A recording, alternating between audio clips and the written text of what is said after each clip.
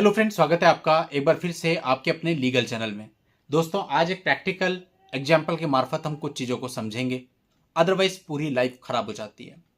मेरे पास ऐसे तमाम मामले आते हैं जिसमें लड़का ये कहता है कि साहब मेरी ये दूसरी शादी है और लड़की की भी दूसरी शादी थी, यानी पहली शादी में ऑलरेडी इन सब चीज़ों को वो फेस कर चुका है। कुछ मामलों में उसमें भी लिटिगेशन को झेल चुका है, अभी सेकंड मैरिज करी, और सेकंड मैरिज वाले इवन थर्ड मैरिज वाले भी बहुत सारे मामले हमारे पास ऐसे आ गए जहां पर सेकंड वाइफ ने पहली वाइफ से भी ज्यादा मुकदमे कर दिए और आप पहले से भी ज्यादा सेकंड बार परेशान हो गए। तो अब यहां पे आपको बहुत ध्यान रखना है, क्योंकि जो लोग आज इस वीडियो को देख रहे हैं उनके केस चल रहे हैं, कभी ना कभी कहीं ना कहीं जब ये केस खत्म होंगे तो आप आगे जरूर बढ़ेंगे, और वहां पे भी आपको प्रिकॉशंस रखने जरूरी है। अब दोस्तों, एक पहले मैं आपको मामले का उदाहरण देता हूं।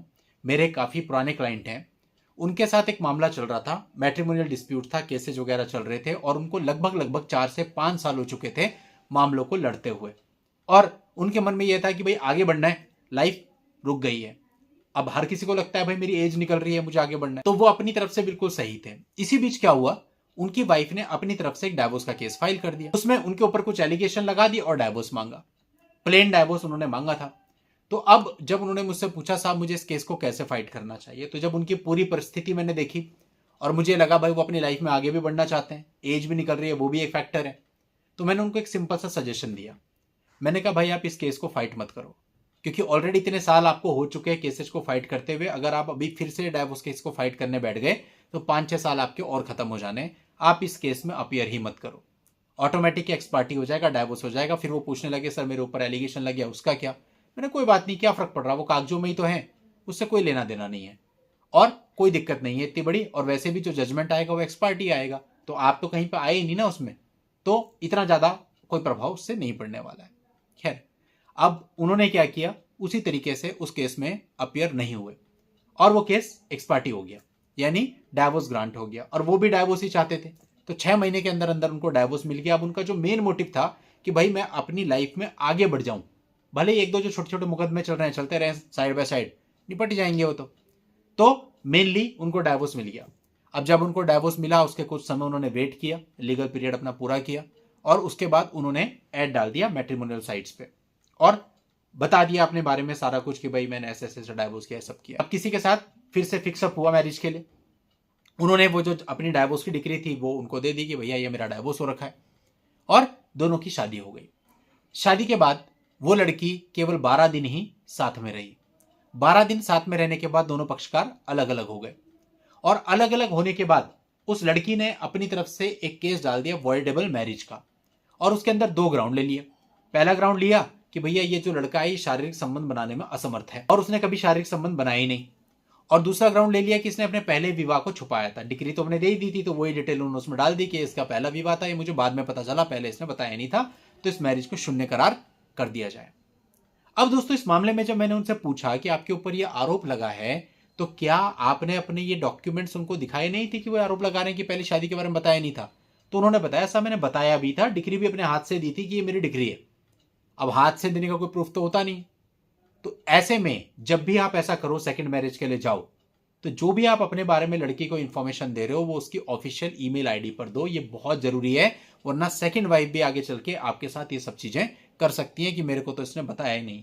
आपके अगर पहली शादी से बच्चे हैं, जो भी डिस्प्यूट है, डाइवोर्स हुआ है, कोई और बात है, वो सारी चीजें रिटर्न में ईमेल पे उसके डालो, ऑफिशियल ईमेल पे, और उससे एक्नॉलेजमेंट लो बकायदा उस चीज की, उसके बाद ही आप आगे बढ़ो। हाथ से देने का कोई रिकॉर्ड नहीं होता, सामने वाला कुछ भी कह सकता है। खैर, अब उन्होंने दोबारा से मुझे अप्रोच किया, बोला साहब मैंने सेकंड मैरिज करी थी, पहली मैरिज से मैं जल्दी से बाहर भी आ गया था उसी सलाह से, लेकिन सेकंड मैरिज करके फिर मेरे साथ ऐसा हो गया, अब मैं क्या करूं? तो हमने पूछा भाई आपके ऊपर कोई और केस भी है? उन्होंने कहा नहीं जी और कोई केस नहीं है, उन्होंने यही अभी वॉइडेबल मैरिज का ही डाला है। तो हमने उनको फिर अगेन सेम सलाह दी कि आप उसमें मत जाइए, इसको भी होने दीजिए, ये भी आपको 6 महीने में डिग्री मिल जाएगी, बात खत्म, मैरिज इलीगल हो जाएगी। आप भी यही चाहते हैं, क्योंकि आप वो भी नहीं चाहते साथ में रहना।